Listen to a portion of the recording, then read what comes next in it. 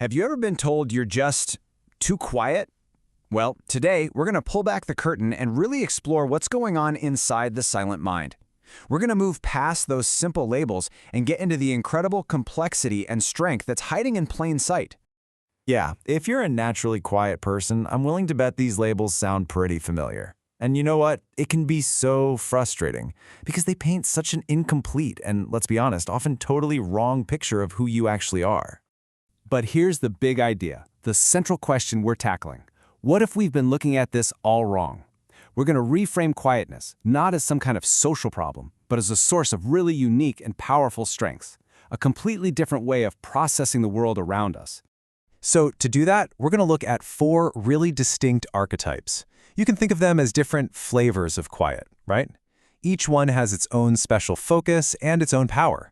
This framework is going to help us appreciate just how much diversity there is within so-called silent personalities. All right, first up, let's dive into 2 archetypes that are all about analysis. These are the minds that are constantly observing, processing, and understanding the world with this incredible precision, long before they ever decide to speak or act. So meet our first type, the analytical mind. For them, the whole world is basically a series of systems and puzzles just waiting to be figured out.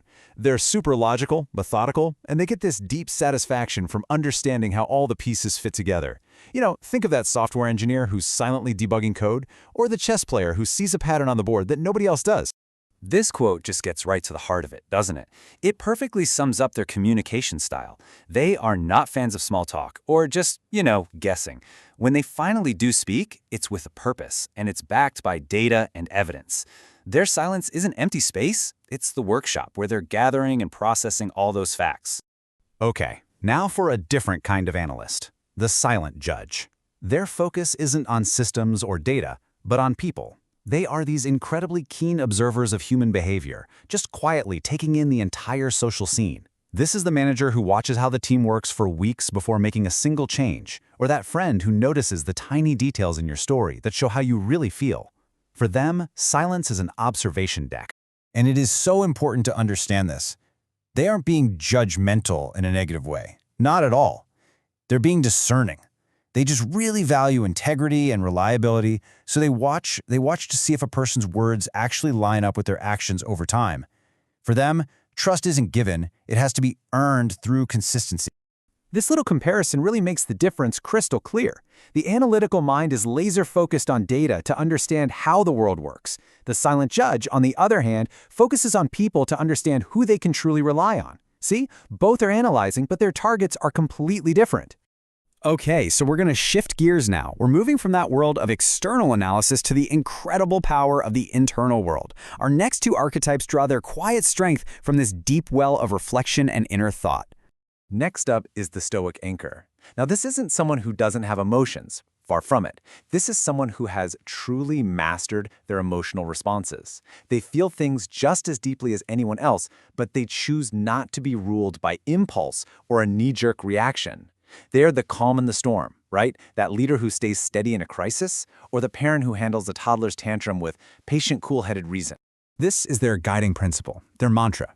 In those moments of super high stress or conflict, when everyone else might lash out with anger or fear, the stoic anchor just pauses.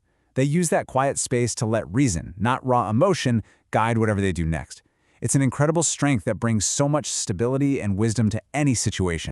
And finally, we have the deep thinker. Their silence is often a sign that their mind is somewhere else entirely, off exploring these vast landscapes of ideas, theories, and wild possibilities. You'll find them as the researcher totally lost in a scientific problem or the artist quietly mapping out their next masterpiece. They are just fueled by pure curiosity and imagination. This just captures their nature perfectly. They might seem a little disengaged from the day-to-day gossip or social drama, but that's only because their mental energy is invested in something much bigger. They would way rather think about a complex concept or get lost in a creative project than get involved in surface-level chatter. So the distinction here is really key. The stoic anchor operates in the realm of emotional control, and their core strength is composure. The deep thinker, however, thrives in the realm of intellectual exploration, and their greatest strength is imagination. Both are very internal, but you could say one masters the heart while the other explores the mind.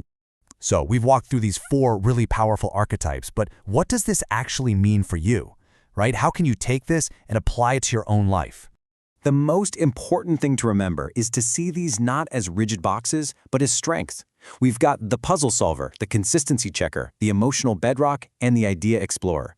Every single one of them represents a profound capability that's often hidden just beneath a quiet surface. And here it is, the biggest takeaway of all. Almost nobody is purely one type. Your quiet personality is a unique blend, a special mix of these archetypes. Maybe you're an analytical mind who also has a bit of that stoic anchor stability. Or maybe you're a deep thinker who also really values consistency, like a silent judge. Your silence has layers. It has depth. So, I'll leave you with this question to think about. Instead of always wondering why you're so quiet, start asking, what does my quietness allow me to do? Do you solve puzzles? Do you read people? Do you stay calm when everyone else is panicking? Do you explore incredible new worlds in your mind? What is the unique strength that your silence holds?